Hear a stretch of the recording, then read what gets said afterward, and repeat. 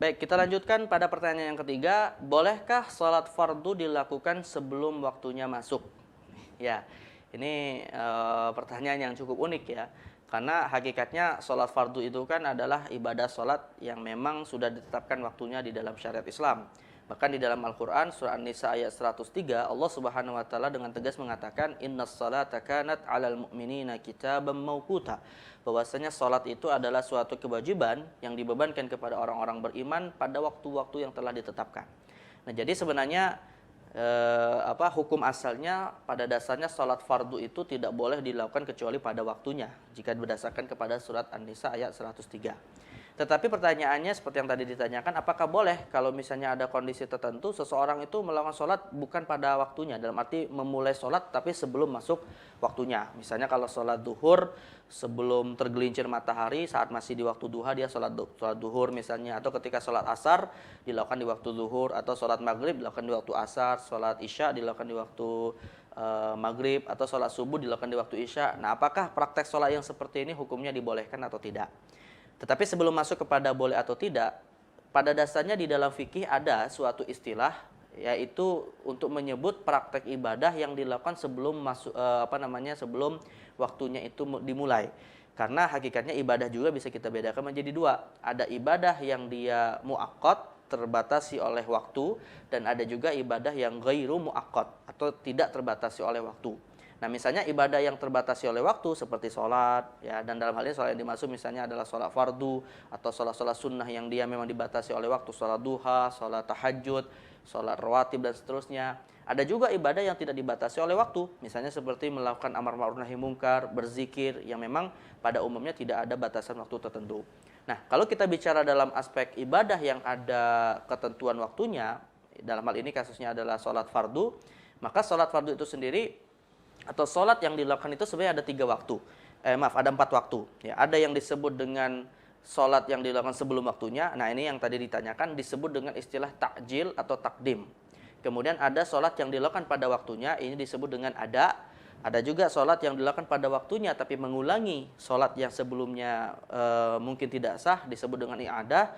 Dan ada juga sholat yang dilakukan setelah waktunya habis yang disebut dengan istilah qadha. Nah, dari keempat waktu atau dari keempat praktek ibadah sholat ini tadi, jika kita kemudian kaitkan dengan sholat fardu yang dibatasi waktunya oleh syariat, maka pada dasarnya hukum asal dari mendirikan sholat itu adalah secara ada. Artinya secara ada itu harus dilakukan pada waktunya yang telah ditentukan. Tidak boleh dilakukan secara takjil atau takdim sebelum waktunya masuk.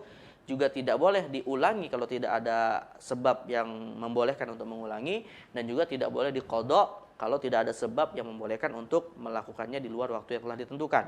Nah, jadi hukum asalnya sholat fardu 5 waktu khususnya sebenarnya dilakukan pada waktu yang ada atau pada waktu yang telah ditetapkan oleh syariat. Maka kemudian sebagian ulama ada yang mensunahkan untuk melafadzkan sholat yang dilakukan pada waktunya ini dengan membaca misalnya usolli fardhu zuhri 4 rakaat, misalnya adaan, ya, melakukan sholat duhur adaan artinya pada waktunya. Nah, inilah ketentuan yang harus kita pahami terlebih dahulu terkait dengan ibadah sholat yang ada ketentuan waktunya. Nah, sekarang kembali kepada pertanyaan tadi, apakah boleh sholat fardu dilakukan sebelum waktunya? Maka ya jelas jawabnya adalah tidak boleh.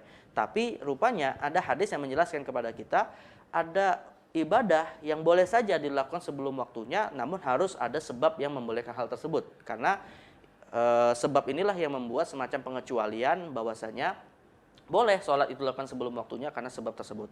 Apa sholat yang dibolehkan untuk kita lakukan sebelum waktunya? Maka jawabnya adalah hanya satu kasus saja, yaitu ketika seorang muslim melakukan sholat dengan cara jamak takdim.